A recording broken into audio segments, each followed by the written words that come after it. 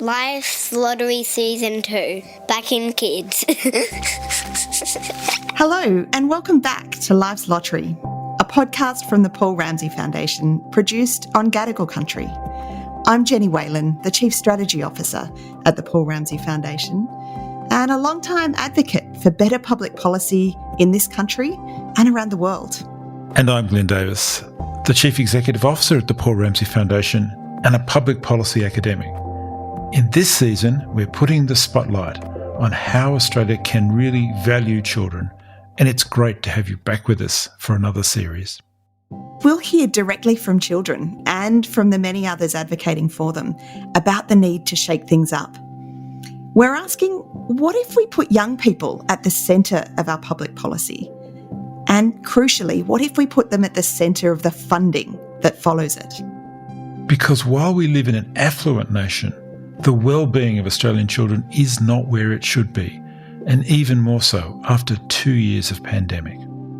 We won't know for some time the real cost to kids' social, emotional or educational outcomes, especially those who are already falling behind.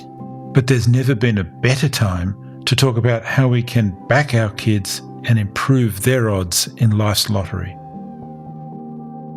In this episode, we're talking to Anne Hollonds, the National Children's Commissioner. Anne has decades of experience working with and advocating for children, first as a social worker and psychologist, and more recently in government and working with NGOs focused on research, policy and the practice in children and family wellbeing. In this season of Life's Lottery, we're not only talking about young people, we're speaking with them. And today, we'll hear from Kaytlyn Johnson, a student and musician from Wynyard in northwest Tasmania. Kaytlyn is a Palawa woman and the 2022 Young Tasmanian of the Year. But we'll start with Anne Hollonds, who's currently doing a national survey of kids aged 9 to 17 and their families to check in on their wellbeing and their concerns. Her survey builds on a series of consultations she held in 2021. Of course, a process that was interrupted by lockdowns and the rolling disruptions of COVID. Anne wants to see national coordination and action around policies that affect children. I've been calling for a national plan for children since last year and pointing this out. And I realised just the other day that no one has denied that children have been an afterthought. And I think that's an opportunity now as we climb out of COVID to really look at what have we learnt? How do we not repeat those mistakes of not having children's unique needs considered at the top table of decision making, not just for the next crisis or pandemic, but in fact for every day. If you look at the opportunities arising out of the COVID disruption, that's one of the key ones that I think we should be leveraging at this time. So what's different about that conversation today and than 2 years ago, perhaps at the start of 2020 before the pandemic had taken hold? What's different about the need today to put kids at the centre, not only of our COVID recovery plans, but perhaps of a much larger national policy conversation? Well, one of the other things that's different, of course, is that COVID has made possible the unimaginable in terms of the role of government. And again, we should be seizing the moment there. We've seen the allocation of massive amounts of funding into areas that we didn't think would ever be done, and that includes free childcare temporarily and raising income support, but also the support for more mental health services and for businesses. I think we should be now really trying to open up that conversation about what is the role of government, and I think we need to open it up broadly to not just be about this narrow lens on protecting children from harm. I think how we talk about this now will be very important. We tend to see children as vulnerable. Firstly, we see them as the responsibility of parents. That's the first thing, and the government's role is indirect. Secondly, we see them as vulnerable, and to the degree that children are connected to public policy, it's that the government should act in ways to protect them from harm. That is a very narrow lens, And I think we need to move away from just seeing the problems and the need for protection to shifting the conversation to being much broader about promoting well-being and seeing the possibilities across government, across all of the efforts that we put in from the NGO sector as well as government and all the sort of investments that are made, that we now build on that massive weight of evidence that tells us that we need to shift investment upstream. Really, this is the moment.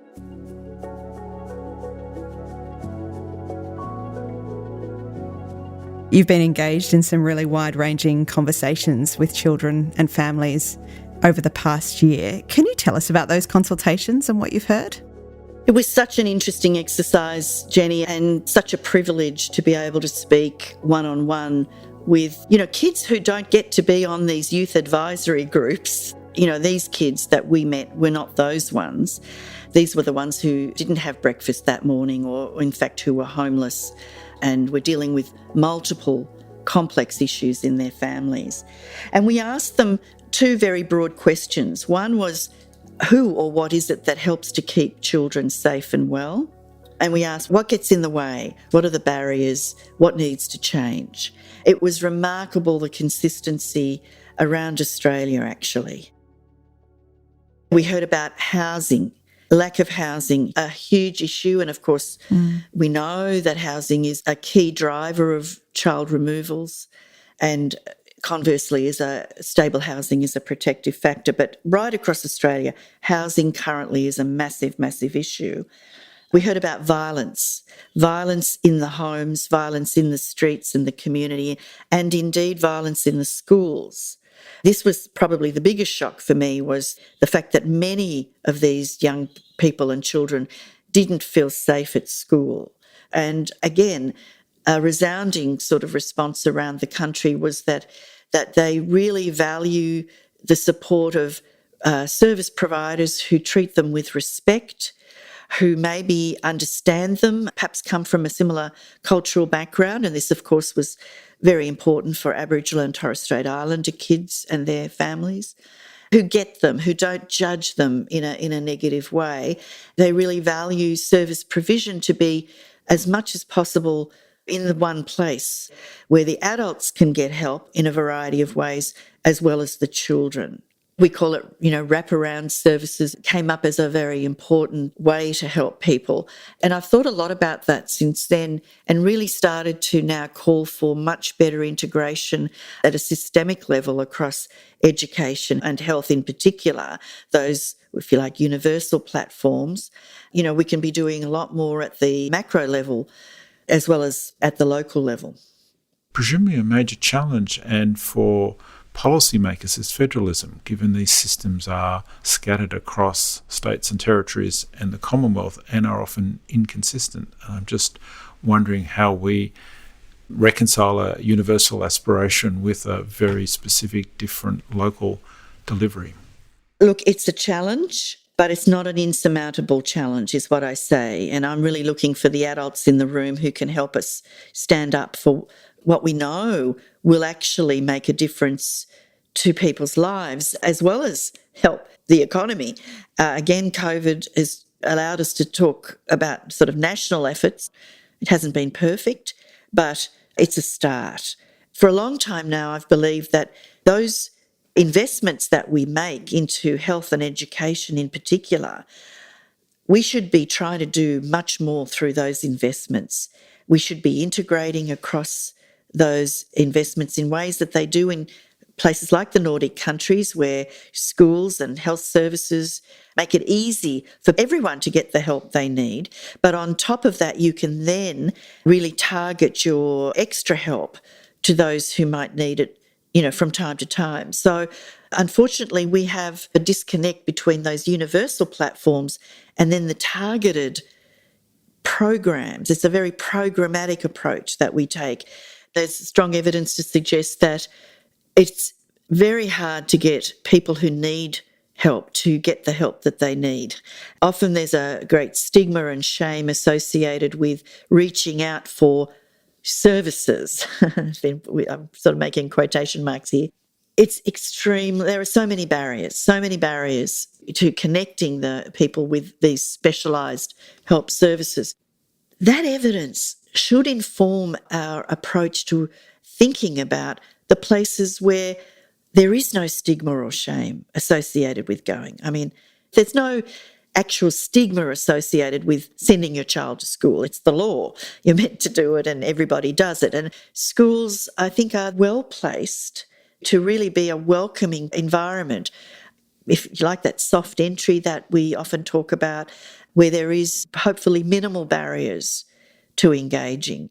It upsets me when I hear that primary schools are still being built, new ones, where we're not providing space for health services, for example, to operate out of the same facility. And I think that there are great possibilities there to get more value out of existing investments that we're making in those health and education systems.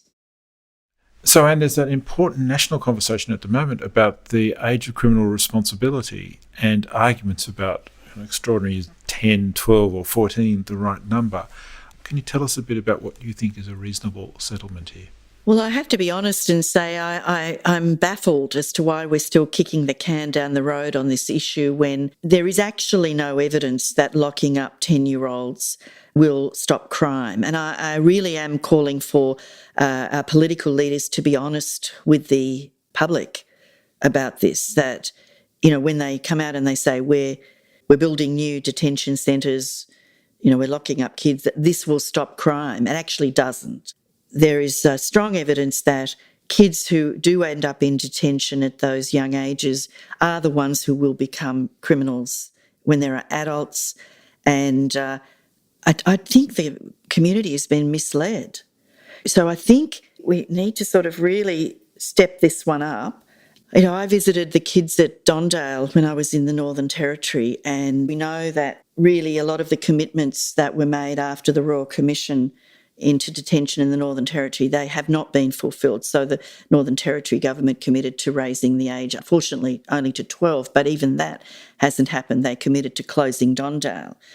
It was the most heartbreaking of my visits during those consultations.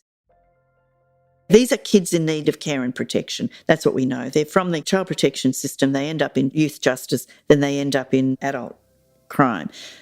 We have to be honest with the public about this. This is the truth, and they don't know. On top of that, of course, is systemic racism. That's the really dark side of this problem. We have to be honest about that as well.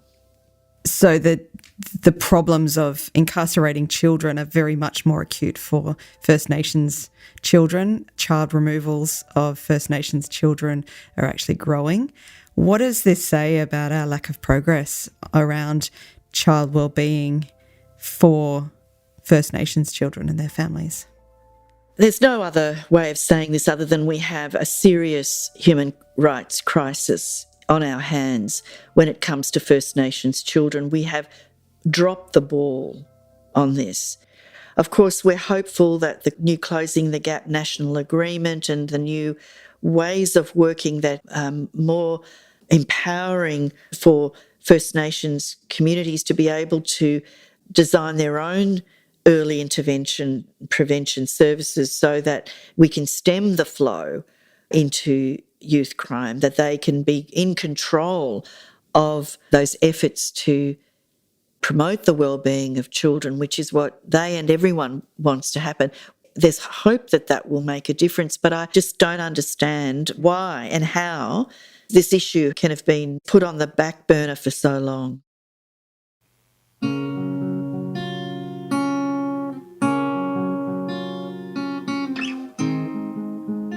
I'd like to acknowledge the traditional owners of the land that I'm speaking from today, on the land of the Tomagina people in northwest Tassie, and I pay respects to anyone listening who is an Aboriginal person.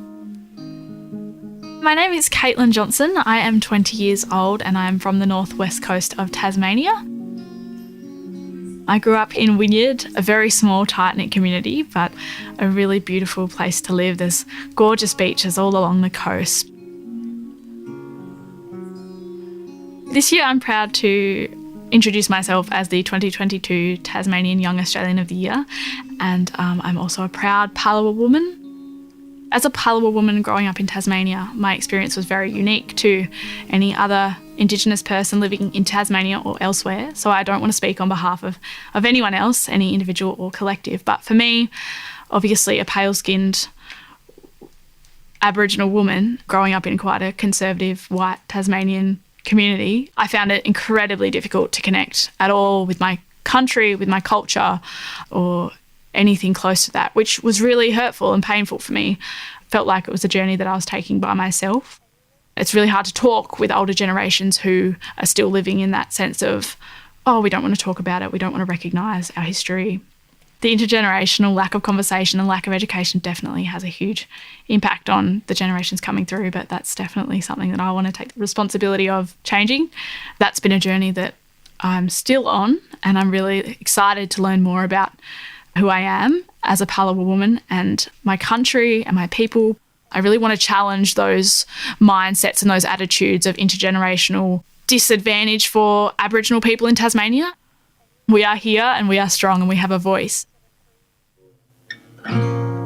Is it doubt that I'm flooded with? Am I afraid of letting go? Do I think I can't make it? Am I afraid to be alone?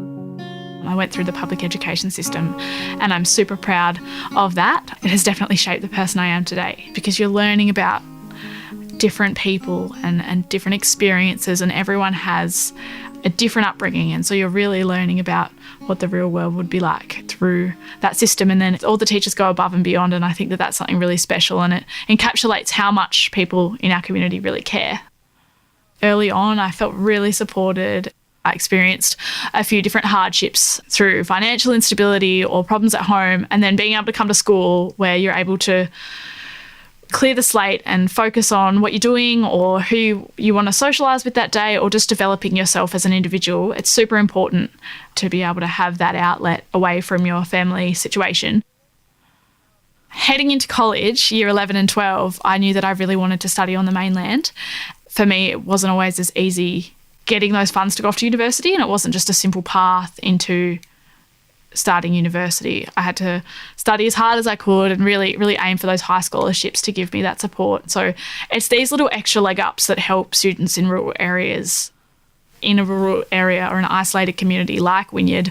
We aren't, as young people, taught to dream beyond our postcode or think about opportunities that are beyond what has been done before in our community. A specific moment for me that made me realise that sort of feeling amongst the group was when we had a work experience workshop and we were taken to businesses within about a 1 kilometre radius of our high school. And we should be encouraging our students to dream beyond a 1 kilometre radius of their high school. There's much more out there to see, and although we do have such a beautiful community with beautiful people, I think that our young people do have a lot more potential to make change, not just within our local community, but within the country and across the world. And that's something that I'd love to see more of.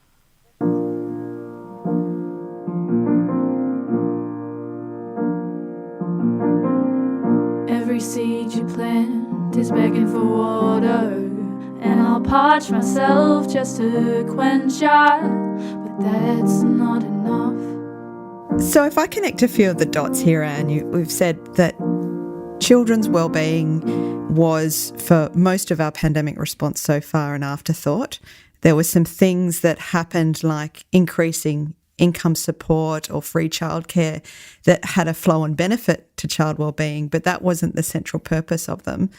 And then in some of the systems that we look to that should be safeguarding children's wellbeing, the issues on the table are kind of outside their reach, around housing, around violence outside the home, in schools, on streets, around the integration of different types of public services that we should be able to take for granted.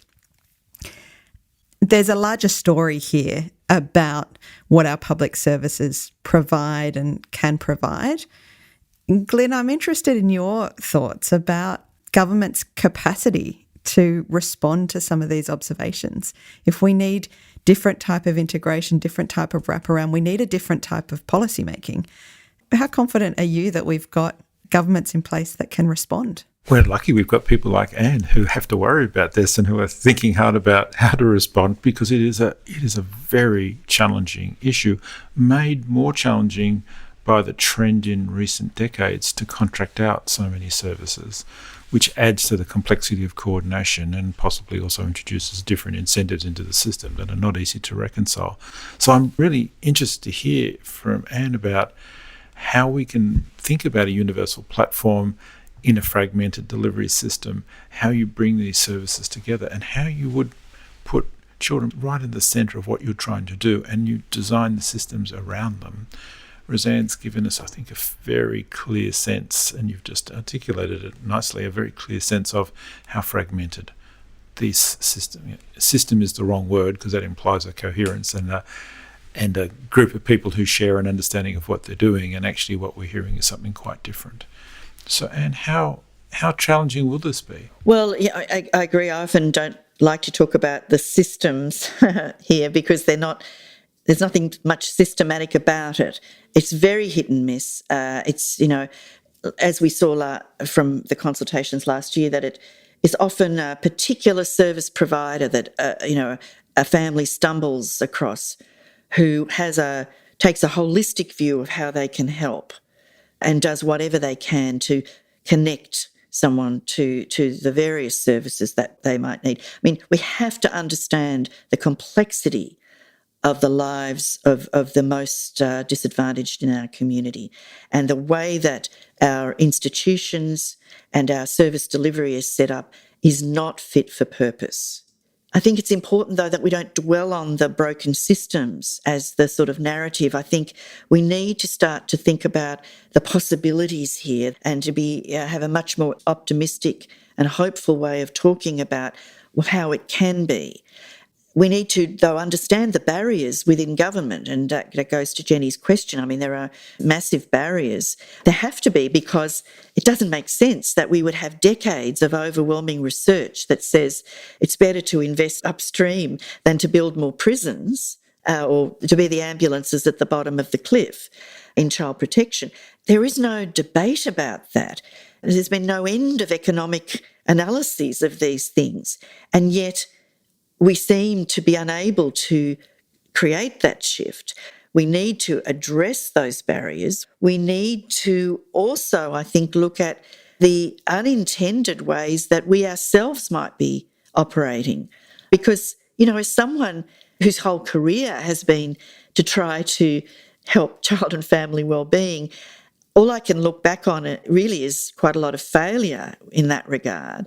It's not that people don't want to see this, but in some ways I think that the way that we've set up the way things get done works against that change being achieved. And some of it is ourselves. We could look at the fact that whole industries have been set up. The purposes of organisations that I've run in the past, were dependent on their being disadvantaged in a way. It may sound harsh to say this. I don't mean to be critical of anybody, but I think there is a place for us to look at ourselves, as well as try to then help government to find ways of addressing their processes so they can actually shift the investment upstream. So do we need a cabinet minister for children? Well, yes, I think we do need a cabinet minister for children, and I've certainly been calling for one since I started. But as well as that, I think we need more than that. We need, just like, we had a women's safety task force set up last year with several cabinet ministers responsible for women's safety and economic security. We need to also have all of the ministers responsible for portfolios that affect the lives of children and their families to be working together. So I have been also calling for a child and family wellbeing task force.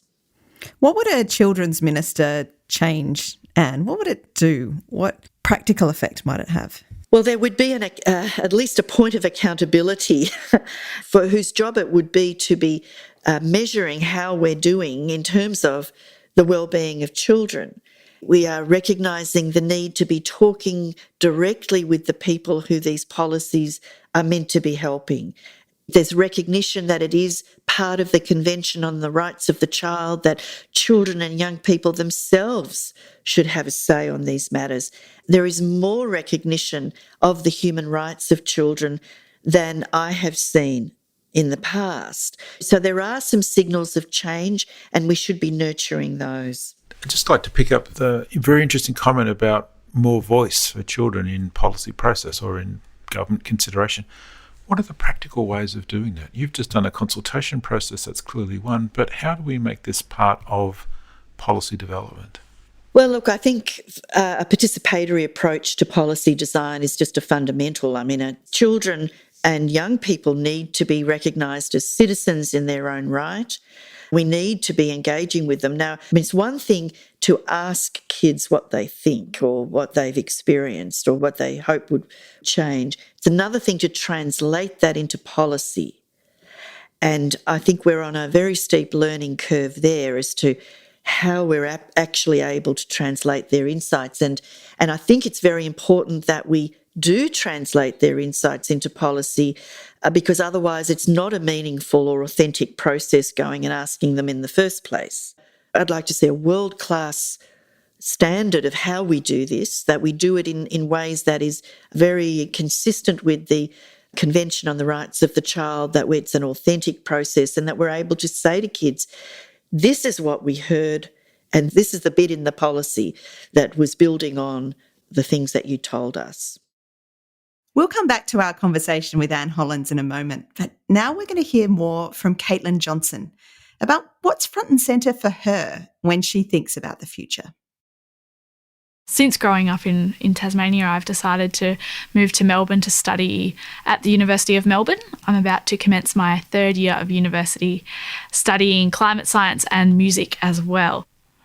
I started songwriting early high school, late primary school, and it has stuck with me ever since. And I sing about what I believe in and all the things that I advocate for play a heavy role in my lyric writing. And I'm really passionate about climate change and making sure that we are not just making pledges and making promises to our young people that we're going to save their home and we're going to make sure that they have a lovely place to live in the future, but actually meeting those targets. I feel really privileged to have been able to represent young people at COP26. The most important voices are First Nations voices and young people who will have to feel these effects of climate change in the future.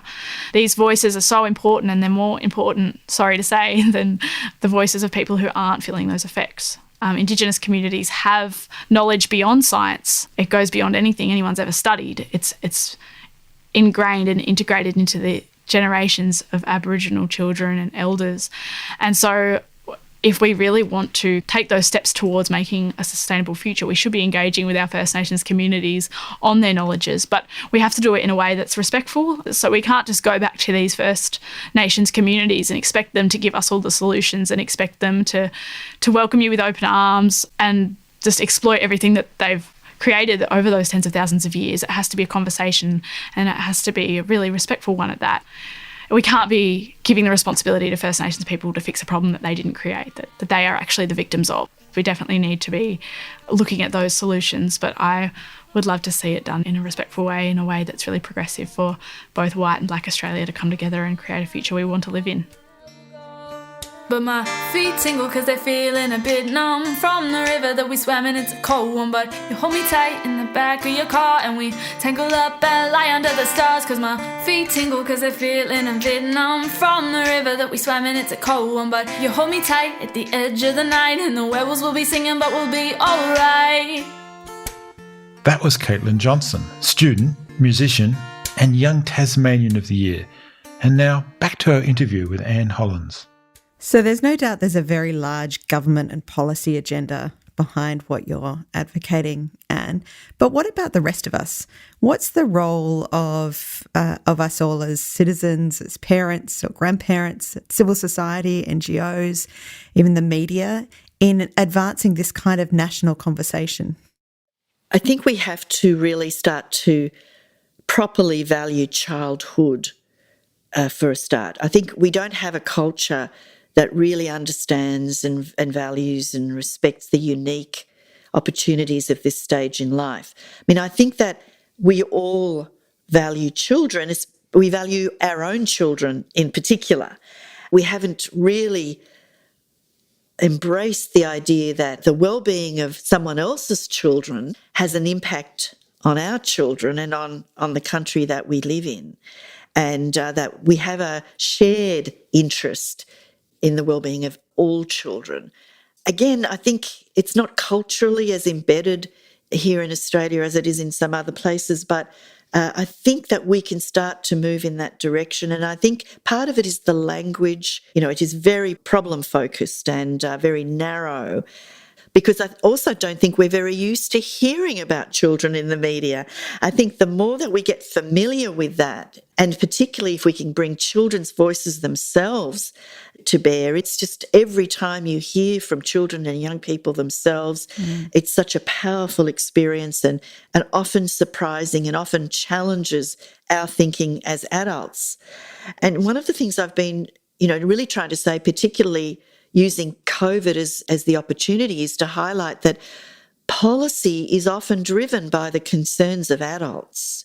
Policy is written by adults, looking through an adult set of lenses, and children are off stage. And that's why we made the mistakes that we did that have led to very serious harms indirectly as a result of the emergency measures during COVID, the very serious mental health issues for kids, even at much younger ages, that we just didn't understand the flow-on effects that there might be. And that's because this was not policy designed for children.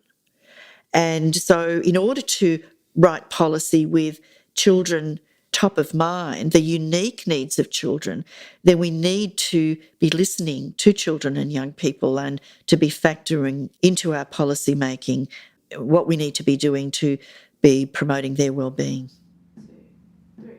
Whether I know you and don't owe you, or whether I've told you I'll grow old with you. That was Anne Hollonds, the National Children's Commissioner, with a call to action that's hard to ignore. You've been listening to Life's Lottery, produced by the Paul Ramsay Foundation in partnership with UTS Impact Studios. And the music you heard is from Kaytlyn Johnson. And please, keep the conversation going. Head to lifeslottery.com.au.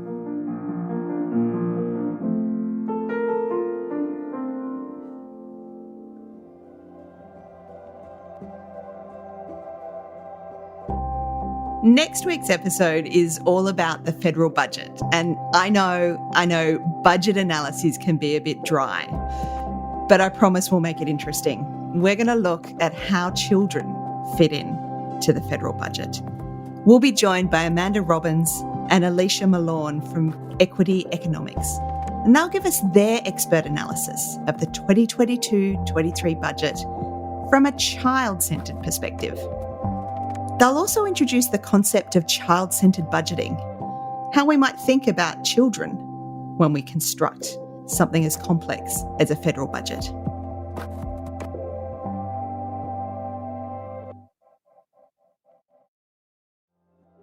Life's Lottery is produced in partnership with UTS Impact Studios. Executive producer, Olivia Rosenman. Audio producer, Nicole Kirby. Researcher and writer, Jackie May. Audio engineer, James Milsom.